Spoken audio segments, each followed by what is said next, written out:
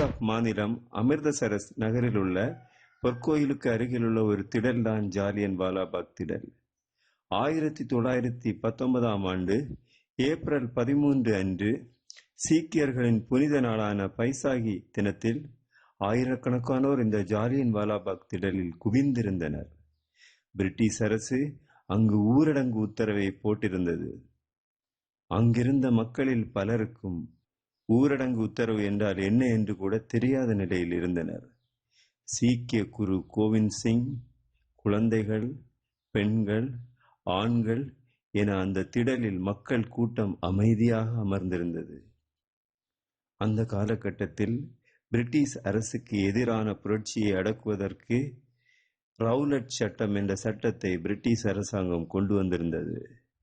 இந்த சட்டத்தின் கீழ் எந்த ஒரு இந்திய குடிமகனையும் பிணை ஆணை இல்லாமல் கைது செய்யலாம், விசாரணையின்றி சிறைப்படுத்தலாம், கூட்டத்தில் பங்கெடுக்க தடை விதிக்கலாம், குற்றம் சாட்டப்பட்டவருக்கு மேல்முறையீடு செய்யும் அனுமதி கூட கிடையாது. இந்த ரவுலட் சட்டத்திற்கு எதிராக அமைதியான முறையில் மக்கள் போராட்டம் நடத்தி வந்த சமயம் அது. 1919ஆம் ஆண்டு ஏப்ரல் 13ஆம் நாள் ஜாலியன் வாலாபாக் திடலில் ஆயிரக்கணக்கான மக்கள் கூடியிருந்த போது 50 இந்திய கூர்க்கா மற்றும் 100 வெள்ளையின படையினருடன் பிரிகேடியர் ஜெனரல் ரெஜினால்ட் டயர் அந்த இடத்துக்கு வந்து சேர்ந்தார். எந்தவித எச்சரிக்கையும் விடுக்காமல் திடீரென அங்கிருந்த மக்களை சுட்டு தள்ளுமாறு உத்தரவிட்டார். சுமார் 10 நிமிடங்கள் தான் இந்த துப்பாக்கி சூடு நடந்திருக்கும். குண்டுகள் சீறி பாய்ந்தன. தலை, முகம், மார்பு, வயிறு என்று அப்பாவி மக்களின் சகல பாகங்களையும் குண்டுகள் துளைத்தன. 4 புறங்களும் உயர்ந்த கல் சுவர்களால் கட்டப்பட்ட அந்த திடலுக்குள் வந்து செல்ல ஒரே ஒரு வழிதான் இருந்தது. கூட்ட நெரிசலில் அப்பாவி மக்களின் குரல் சீறி பாய்ந்து வெடித்த தோட்டாவின் சத்தத்தில் காணாமல் போனது. திறந்திருந்த ஒரே வாயிலை நோக்கி மக்கள் ஓடினர். சுவர்களின் மீது ஏறி குதித்தனர். வேறு சிலர் துப்பாக்கிச் சூட்டிலிருந்து தப்பிக்க திடலின் நடுவில் இருந்த கிணற்றில் குதித்தனர். மற்றும் பலர் கீழே விழுந்தவர்களை மிதித்து ஓடி தங்கள் உயிரை காப்பாற்றிக் கொள்ள முயன்றனர். கிணற்றில் மட்டும் விழுந்து உயிரிழந்தோர் எண்ணிக்கை 120 பேர். அதிகாரப்பூர்வமாக 379 பேர் கொல்லப்பட்டதாக பிரிட்டிஷ் அரசாங்கம் அறிவித்தாலும் காந்தியடிகள் தலைமையில் காங்கிரஸ் தலைவர்கள் மேற்கொண்ட விசாரணையில் கொல்லப்பட்டோர் எண்ணிக்கை 1000க்கும் மேற்பட்டவர் என தெரிய வந்தது. அன்றிரவு ஊரடங்கு சட்டம் நடைமுறையில் இருந்ததால் காயமடைந்த சுமார் 1100 பேரை மறுநாள் காலை வரை அங்கேயே தங்க வேண்டியதாய் இருந்தது.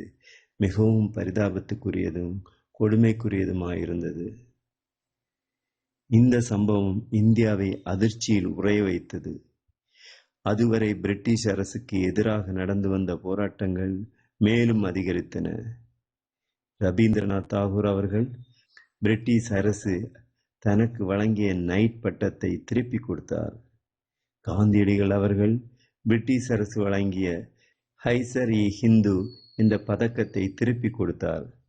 மோதிலால் நேரு அவர்கள் ஆங்கிலேய பாணி ஆடைகள், மரச்சாமான்களை தீயிலிட்டு கொளுத்தினார்.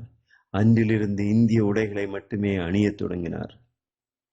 பிரிட்டிஷ் அரசை பெரிதாக எதிர்க்காதவர்கள் கூட இந்த சம்பவத்திற்கு பின் ஆட்சியாளர்களின் கொடூரத்தன்மை உணர்ந்து அரசுக்கு எதிரான போராட்டங்களில் ஈடுபட்டனர்.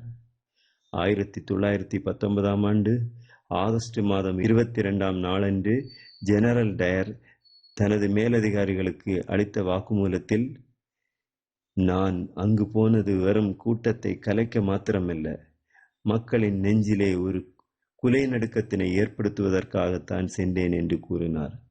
இது அவருடைய கொடூர நெஞ்சத்தை உலகுக்கு வெளிப்படுத்தியது. இந்த சம்பவம்தான் காந்தியடிகளை ஒத்துழையாமை இயக்கத்தை தொடங்க விதை போட்டது. பகத்சிங் போன்ற புரட்சியாளர்கள் உருவாக ஒரு தீப்பொறியாய் அமைந்தது. பல விதங்களிலும் திருப்பு முனையாக அமைந்த இந்த ஜாலியன் வாலாபாக் படுகொலையை நிகழ்த்திய ஜெனரல் டயரை 21 ஆண்டுகளுக்கு பின் உத்தம் சிங் என்ற பஞ்சாப் வீரர் லண்டன் கேக்ஸ்டன் மண்டபத்தில் வைத்து சுட்டுக் கொண்டார்.